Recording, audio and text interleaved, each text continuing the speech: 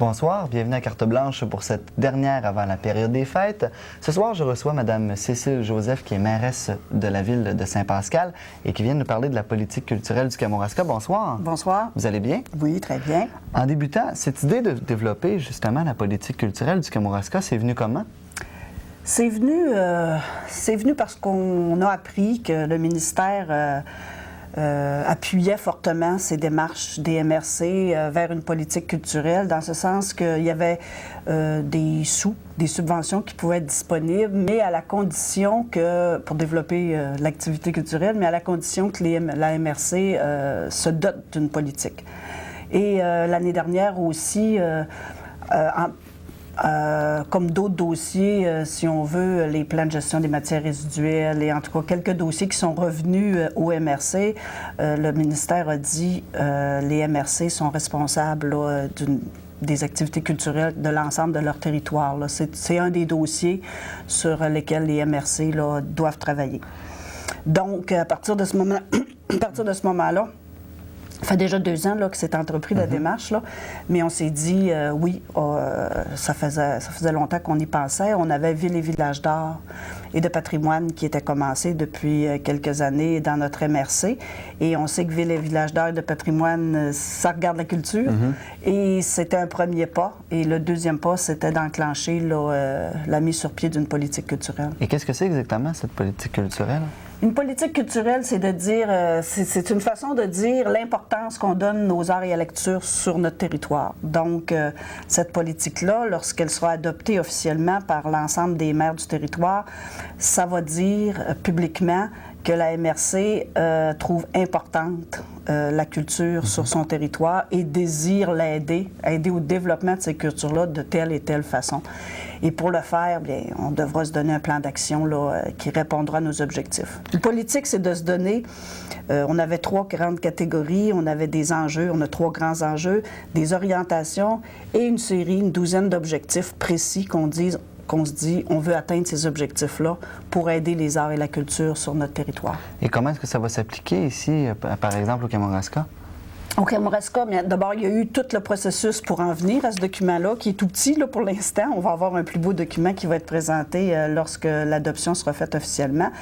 Mais pour en venir à ce petit document-là, on a d'abord fait appel aux artistes, aux organismes culturels de notre territoire, aux municipalités. On leur a demandé de nous aider à faire un portrait de ce qui existait sur le territoire. Donc, chacune des municipalités nous a parlé des activités, des équipements qui se faisaient sur son territoire, qui regardaient les arts.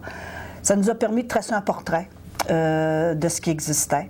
Une fois qu'on fait le portrait d'une chose, ensuite, ça nous permet de voir qu'est-ce qui nous manque, parce qu'en sachant qu'est-ce qu'on a, on voit c'est quoi nos faiblesses. Donc, on a tracé un tableau des forces et des faiblesses du Kamouraska au niveau de la culture. Et une fois que ce portrait-là et ce tableau-là des forces et des faiblesses a été fait, là, on s'est dit qu'est-ce qu'on se fixe comme objectif pour remédier à ces faiblesses-là. Et c'est ça qu'on vient de présenter dernièrement, le 26 novembre dernier. Il y a eu un forum culturel d'une journée où les gens ont été invités à venir donner leur opinion sur le travail qui était fait. Et pour procéder à cette application de la politique culturelle, vous allez certainement avoir besoin de ressources. Ça va être quoi? D'abord, il va falloir faire le plan d'action. Là, présentement, on a des objectifs à atteindre. Le plan d'action n'est pas fait, n'est pas finalisé. Lors du forum qui a eu lieu le 26, les artistes qui étaient présents, d'ailleurs, il y avait 107 personnes qui étaient présentes à cette activité, donc il y avait des gens du milieu de l'éducation, des municipalités, des musées, des artistes et des artisans, bien entendu, des gens qui travaillent au niveau du patrimoine. Il y avait beaucoup de représentants au niveau du patrimoine. Toutes ces personnes-là ont regardé la politique. L'exercice du matin, c'était de nous donner leur opinion sur ça. Et dans l'après-midi, on leur demandait de nous donner des idées sur le plan d'action. Quelles actions ils voudraient mettre en place, ou quelles actions devraient être mises en place pour aider tout ce monde-là à rendre les activités plus accessibles ou plus vivantes, ou en tout cas prendre vraiment leur place. On a plus de 200 actions qui nous ont été proposées. Donc, le comité qui a travaillé à l'élaboration de la politique va prendre toutes ces actions-là, va les analyser. Il y en a qui sont revenus souvent. Il y avait 7 ateliers, donc il y a des actions qu'on voit qui ont été priorisées par 7 ateliers sur 5 ateliers sur 7 ou 6 sur 7. Ces actions-là, on va sûrement porter une attention bien spéciale pour dire, bon, ben ils sont prioritaires. Et une fois qu'on aura décidé quelles actions, puis que les maires auront dit oui, on embarque dans ce plan d'action-là, c'est là qu'on verra. Est-ce qu'il y aura un comité de formé? Est-ce qu'il y aura un agent culturel d'engagé? Est-ce qu'il y aura... Bon, ça, au moment où on se parle, là, je ne peux pas dire exactement quelles actions vont apparaître, mais il y en aura sûrement qui vont demander des ressources, effectivement. Ressources financières, ressources humaines. C'est ça. Et on parle de quel ordre du côté des ressources financières? Il n'y a pas de chiffres qui ont été lancés parce qu'une politique culturelle, même si c'est la MRC qui en fait l'adoption en premier, les gens qui étaient présents ont demandé aussi que chacune des municipalités adopte cette politique-là. Donc, il y a sûrement des actions qui vont être proposées aux municipalités, d'autres qui vont être proposées à la MRC. Et c'est difficile de donner une idée de grandeur, mais je peux donner... si on dit qu'on a à supporter la salle André-Gagnon, un exemple que je donne, on a une salle de spectacle sur le territoire. Est-ce qu'on trouve important de la garder? Si oui, de quelle façon on peut la rendre, de la faire connaître plus ou de la rendre... ou lui donner les équipements nécessaires pour pouvoir continuer son travail. Bien, c'est sûr qu'à partir du moment où on dit oui, il faut la garder, puis c'est important de renouveler certains équipements qui sont désuets, bien là, il va falloir dire c'est quoi le prix. Mais ça ne veut pas dire... On ne sait pas où on va prendre les sous. C'est peut-être de travailler à essayer d'avoir des subventions qui nous permettent de le faire. Une certaine partie de l'argent peut venir du milieu. On peut être capable d'aller en chercher du ministère de la Culture, on ne le sait pas, mais il va falloir qu'on travaille à trouver des moyens là, pour...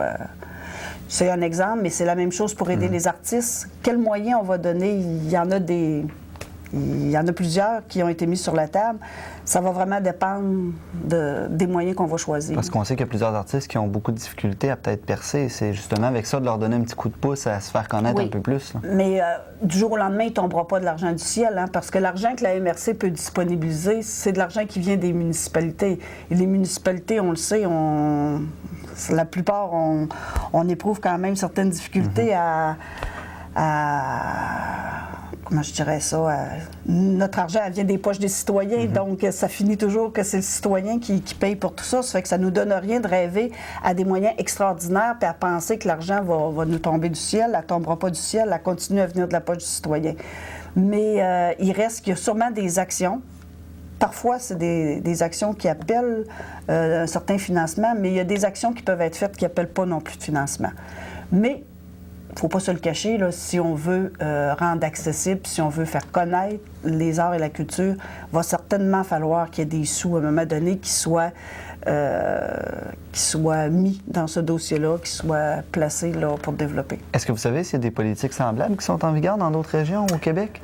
Il y a des MRC, il y a d'autres MRC qui ont leur politique. Je ne pourrais pas nommer lesquelles, mais Mme Giguère, qui travaille au niveau du Conseil de la culture du Bas-Saint-Laurent, a déjà travaillé avec d'autres MRC, puis elle nous a aidés d'ailleurs dans ce cheminement-là parce qu'elle connaissait la démarche, elle l'avait déjà faite avec d'autres MRC. Il y a des municipalités aussi, certaines municipalités plus importantes ont leur propre politique culturelle. Au même titre qu'ils vont avoir une politique familiale où il y a une ville ou une MRC peut se doter de plusieurs politiques. Et le fait de le faire pour la culture, c'est de mettre la culture, les arts et la culture, les mettre sur, comment je dirais ça, leur donner la même importance qu'on donne à d'autres secteurs. À venir jusqu'à date, quand on parlait de développement dans la région, on s'attardait au développement économique. Donc l'industrie, le commerce, les services, on parlait de l'agriculture, des pêches, la forêt. On parlait de plein de... Et les arts, la culture... c'était toujours, c'était pour le tourisme surtout, l'été. On disait, on commençait à réaliser que c'était important l'été parce que le tourisme depuis quelques années, le tourisme est intéressé par la culture. Donc, il y a un tourisme culturel qui est intéressant à développer. Mais c'est plus que ça, parce que les gens qui vivent dans la région en ont besoin aussi, hein? c'est pas juste de faire des arts et de la culture pour les gens de l'extérieur qui viennent dans le Kamouraska, c'est de donner aux gens du Kamouraska des activités culturelles intéressantes pour que les gens qui viennent rester chez nous trouvent ça intéressant là, à ce niveau-là. C'est un peu de mettre les arts et la culture à la même égalité que les autres secteurs. Que d'autres secteurs. Dire, pour qu'une personne ait tout ce qu'il faut pour se développer puis être bien, les arts et la culture, c'est important pour le développement.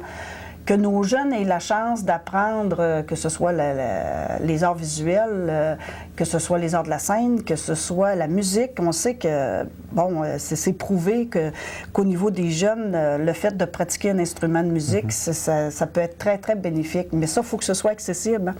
Là, ça l'est pour une certaine catégorie de personnes ou dans certaines municipalités, ça l'est beaucoup moins dans d'autres. Donc, comment on peut arriver à donner la chance à plus de monde possible. Et jusqu'à maintenant, est-ce que vous avez eu des réponses de la part de la population pour savoir qu'est-ce qu'ils pensaient justement de cette politique-là? Bien, la meilleure réponse qu'ils nous ont donnée, c'est de venir assister à notre forum, bien entendu, parce qu'au moment où on l'a mis sur pied, on avait déjà eu d'ailleurs une autre assemblée, on pourrait dire une assemblée d'information. Au moment où le portrait a été fait, on avait invité tous ceux qui avaient participé au sondage. Il y avait à peu près 60 personnes qui s'étaient déplacées. On était très heureux. On trouvait que la réponse était très bonne. Quand on a annoncé le forum, sincèrement, je l'ai déjà dit la semaine dernière, les organisateurs, le comité aviseur, on était 5 personnes qui organisaient le forum comme tel. On s'était fixé comme objectif 50 à 60 personnes encore, parce que c'était une journée sur semaine, un mercredi de 8h30 à 4h30. Il y avait différents facteurs qui pouvaient... On se disait, si on attire 60 personnes à un forum culturel, on pourra dire, chapeau, on a réussi. Et il y en est venu 107. Donc, ça prouve que les gens... pour moi, ça a été la réponse du public, la réponse des artistes et des organismes de dire, bon, bien regardez, oui, on est intéressé à la culture, on veut venir en parler, on veut donner notre opinion. C'est ça la réponse qu'on a présentement. Par contre, c'est sûr que ces mêmes personnes-là qui étaient présentes, on dit au cours de la journée, nous ont fait voir un peu de, on pourrait dire, de scepticisme, disant, bon, c'est bien beau ce que vous nous proposez là, c'est parfait, on applaudit à ça parce qu'on ne peut pas faire autrement que de dire que c'est beau. Tout ce qui est sur papier, tout ce que vous nous présentez, c'est un plus pour les arts. Mais ça va être quoi les moyens que vous allez vous donner pour nous aider à faire ça ou pour réaliser ça? Et c'est là qu'on doit s'engager. Si on accepte, si le Conseil des maires adopte une politique culturelle, il faut qu'il soit conscient que les moyens devront être pris. Il va falloir la mettre en action après. Donc, il va falloir qu'on en parle peut-être un peu plus souvent qu'on en parlait. Mais ça prouve du moins que les gens sont intéressés à s'occuper de la culture ici, du moins. Exactement. Puis beaucoup plus qu'on pense. C'est ça. D'ailleurs, on peut dire que depuis 4 ou 5 ans, si on regarde le patrimoine religieux, il y a 10 ans, on n'entendait pas parler de ça dans le Kamouraska. Même il y a 6 ans, on n'entendait pas parler. Et depuis 2 ou 3 étés, dans plusieurs églises du Kamouraska, il y a des bénévoles qui se font des cédules pour être dans les églises, pour permettre aux touristes qui viennent nous visiter là, de faire visiter l'église, leur expliquer l'histoire, si on veut, là, de l'église et de la paroisse. S'il y a des bénévoles qui sont intéressés à faire ça, ça prouve qu'ils ont la fierté de faire connaître leurs choses. Et il y a plein de petites actions comme ça. Il y a le réseau des musées aussi qui n'existait pas avant. Il y a un réseau de musées qui s'est formé pour essayer que l'ensemble de nos musées travaillent ensemble pour offrir des activités, si on veut dire, pensées à 3, si on veut, à 3 ou à 4 intervenants. Il y a des activités à Kamouraska, dans le village de Kamouraska, qui se sont faites l'été dernier, qui ont été fort appréciées à l'ancien palais de justice. Saint-Pascal, il y a le Printemps des arts qui, depuis quelques années, là, amène beaucoup d'activités sur une courte période. Il y en a un peu partout, donc ça se développe. Je pense qu'on était dans un temps propice à ça, à se doter d'une politique, là, parce qu'on voit que les gens en veulent de plus en plus. Parce qu'on regarde qu'il y a plusieurs choses du patrimoine qui dorment dans un certain sens, parce que justement, on n'a pas les ressources pour les faire fonctionner et les montrer, ce qui permettrait d'avoir plus de choses pour attirer des gens ici au Kamouraska. Exactement. Puis, pour pouvoir les montrer, il faut savoir les conserver, il faut en prendre soin. Il faut d'abord les reconnaître. D'ailleurs, un des objectifs de la politique, c'est de dire reconnaître ce qu'il y a sur notre territoire. Qu'est-ce qui nous différencie des autres? C'est quoi qu'on a dans le Kamouraska qui nous différencie des autres MRC ou des autres régions? Une fois qu'on sait vraiment qu'est-ce qu'on a, de le reconnaître officiellement et de dire, bon, ben oui, c'est important qu'on conserve ça, c'est important qu'on le fasse connaître. Mais pour le faire connaître aux autres, il faut d'abord que les gens qui demeurent ici le connaissent. Puis on se rend compte qu'il y a des gens du Kamouraska qui connaissent très peu le patrimoine chez eux, là. Madame Joseph, restez avec nous. On se dirige du côté de la pause pour voir les façons de nous rejoindre et on vous revient dans un instant à carte blanche.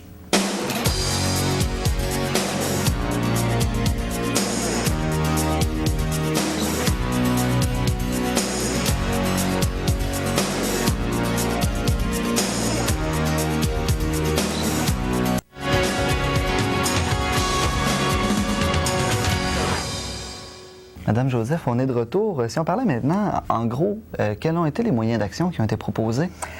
Avant d'aller aux moyens d'action, on pourrait regarder les objectifs, parce que les objectifs, les actions découlent vraiment des objectifs, c'est ça. Puis, on avait ressorti, nous, une dizaine, 11 objectifs, je crois, qu'on présentait. Oui, c'est bien ça, 11. Puis, il y en a, les artistes en ont ajouté un. Finalement, ils ont accepté, en gros, ce qu'on leur a proposé au niveau des enjeux, des orientations, des objectifs. Le seul objectif qu'ils nous ont fait rajouter, c'était vraiment, parce que nous autres, on voulait donner plus de place, on disait donner plus de place aux artistes et artisans, mais on nous a fait préciser qu'il fallait promouvoir le statut de l'artiste, parce que un artiste, ça a vraiment un statut particulier qui est reconnu par une loi, d'ailleurs, à l'intérieur d'une loi. Donc, d'en faire la promotion, de dire on reconnaît les artistes et on ne peut pas demander au niveau, là, le fait de reconnaître leur statut comme tel, c'est un plus pour eux. Même si pour nous, ça paraît seulement que des mots, il faut quand même se dire, faut leur donner la chance. Il faut essayer de leur donner la chance d'être capable de vivre de leur art, ce qui est rare, hein, s'il n'y en a pas beaucoup d'artistes. Ce qui est difficile, c'est là-dedans qu'il faut les aider. Un artiste, s'il est obligé de travailler dans 56 métiers parce qu'il n'est pas capable de vivre de son art, bien à ce moment-là, il n'a pas le temps de développer son côté artistique, il n'a pas le temps de développer son art, si on veut. Et ça devient comme un cercle vicieux. Moins il y a de temps, moins il en fait, moins il peut être connu. Donc, il faut vraiment lui donner la chance de pratiquer assez son art pour pouvoir en vivre. C'est le but que les artistes, l'ont reconnu au sens de la loi. C'est le but qu'ils veulent tous atteindre et c'est à ça surtout qu'il faut les aider. Fait que différents objectifs. Tout à l'heure, je parlais, entre autres, on parlait de l'identité du Kamouraska, là, quand on parle de notre identité. Donc, on s'est dit, un des objectifs reliés à ça, c'est de développer la fierté et le sentiment d'appartenance. Donc, être fier de ce qu'on a chez nous. Et, que les gens se sentent bien. Oui, ici. se sentent bien, puis ils sentent que ça... Quand on dit développer un sentiment d'appartenance, ça veut dire qu'on sent un lien entre ce qui existe et ce qu'on est, et ce qu'il y avait avant nous, surtout. Et, on dit harmoniser, accentuer les interventions de protection pour la mise en valeur du patrimoine. Ça veut dire qu'une fois, comme je disais tout à l'heure, une fois qu'on l'a reconnu, c'est qu'on met les moyens en place pour le conserver. Reconnaître les initiatives culturelles et artistiques jugées les plus significatives au Kamouraska.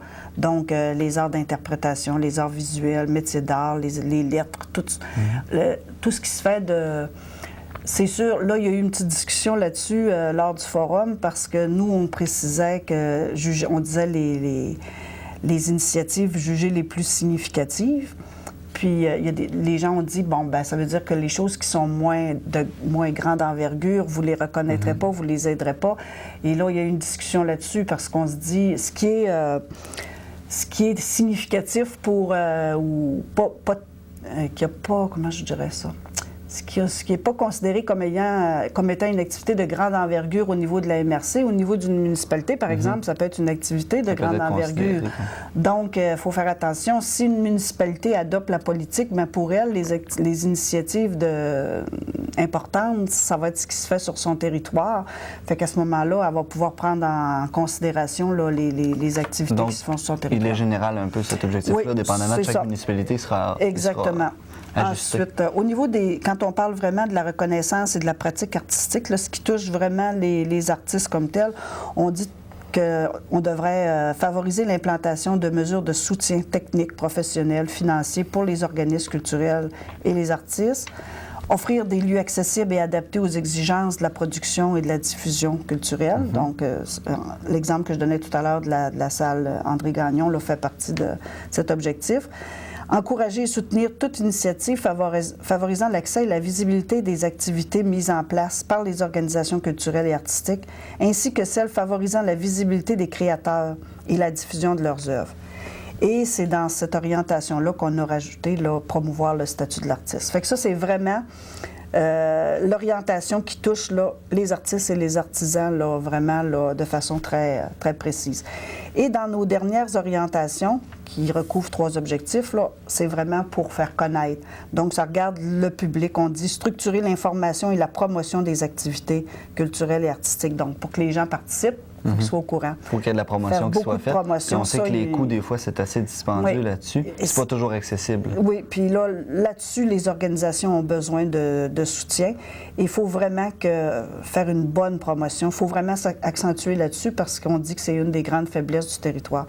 Même les artistes de l'extérieur qui viennent ici, c'est presque pas annoncé. On entend souvent parler, plus souvent, de ce qui se passe à Rivière-du-Loup, qu'est-ce qui se passe chez nous. Donc, si on veut que notre salle de spectacle ou nos expositions qui se font dans nos municipalités, ces choses-là soient connues, il faut en faire la promotion par les journaux, par la radio. Parce que souvent, ce qui arrive, c'est qu'on se rend compte qu'il y avait une exposition, mais dans le journal de la semaine qui suit, on lit « Ah oui, il y avait une exposition, mais je ne le savais pas. » Donc là-dessus, il faut vraiment travailler. Puis la fameuse phrase de dire « Il ne se passe rien » ou « Il n'y a rien chez nous », c'est sûr que si on n'est pas à l'affût de ce qui se passe, on va penser qu'il ne se passe rien, mais il se passe des choses, puis des belles choses. Donc, il faut tout simplement mettre les gens au courant. Si les gens ne sont pas au courant, on se doit dire c'est parce qu'il y a un manque à quelque part. Hein. Les gens, on le sait que c'est pas tout le monde qui ouvre le journal à toutes les fins de semaine, les journaux locaux. Donc, il faut trouver d'autres moyens. Tout simplement, il faudra travailler à trouver d'autres moyens. On dit aussi de reconnaître et soutenir, valoriser le bénévolat culturel. C'est très important parce qu'on s'est rendu compte dans notre sondage que les organismes culturels étaient essoufflés, manquaient de ressources. Les conseils d'administration, les gens voudraient quitter, mais ils ne peuvent pas quitter parce qu'il n'y a pas de relève. Donc, il faut soutenir les organismes. Il y a les bibliothèques municipales également qui ont souvent de la difficulté à se trouver des bénévoles pour ouvrir un peu plus. Oui, quelques-unes éprouvent des difficultés là-dessus. Les heures sont restreintes et même si les heures ne sont pas toujours restreintes, c'est que dans une bibliothèque, il y a beaucoup d'activités qui peuvent se faire, des activités culturelles qui peuvent se greffer. Outre que, en plus d'aller chercher des livres, il y aurait moyen de faire une vie culturelle, mais là, c'est là que les bénévoles, à un moment donné, manquent de souffle. Et on dit d'améliorer l'objectif ultime là, vis-à-vis de cette orientation-là, c'est d'améliorer la qualité de vie du citoyen. Donc, pour réussir à faire ça, il faut y offrir une bonne variété. Et par rapport à ça, il y a des actions, du moins en gros. Là, pour répondre, là, j'ai pas nommé tous les objectifs, mais dans les objectifs que j'ai nommés, c'est ça. Il y a des actions qui vont se rapporter à chacun de ces objectifs-là. Et je n'ai pas apporté avec moi le document là, où j'ai la nomenclature de tout ce qui a été amené au forum. Le vrai plan d'action, comme je disais tout à l'heure, il n'est pas fait encore. Le comité devra se pencher là-dessus. Mais il y a quand même quelques actions de mémoire là, qui me reviennent là, dans celles qui ont été nommées par plusieurs. Donc, un rassemblement annuel d'artistes. Les artistes ont dit qu'on a besoin de se réunir au moins une fois par année pour échanger, pour voir où on est rendu au niveau de la politique, au niveau des actions, qu'est-ce qui s'est fait, qu'est-ce que ça a permis d'améliorer, où il y a des manques, qu'est-ce qu'on pourrait proposer comme activité. Se tenir au courant puis échanger. On avait aussi demandé, ça ne sera pas nécessairement dans le plan d'action parce que je crois qu'au niveau des trois grandes résolutions là, qui ont été adoptées lors du forum, il y en a une des trois qui disait qu'il y a une biennale, donc que dans 2 ans, qu'il y ait un autre forum de mise sur pied pour faire vraiment là, un vrai bilan de ce qui s'est fait. Ensuite, on a proposé qu'il y ait un portail au niveau soit du site Internet de la MRC, là, que ça serve un portail faire connaître les artistes et les activités culturelles, qu'il y ait un listing de tout ce qui se fait, ça veut dire de tout ce qui existe en fait de matériel, en fait de personnel, de personnes, de ressources, tout ce qui touche les arts, qu'il devrait y avoir Une sorte de guide? Oui, ou un bottin, ou sous forme que ce soit papier ou que ce soit informatisé, mais qu'il y ait vraiment quelque chose qui nous permette de connaître les ressources qu'on a sur le territoire et qu'on puisse s'en servir à bon escient. Bien entendu qu'il a été question d'un agent culturel, hein, d'une personne à plein temps qui travaillerait à aider le monde artistique à se développer.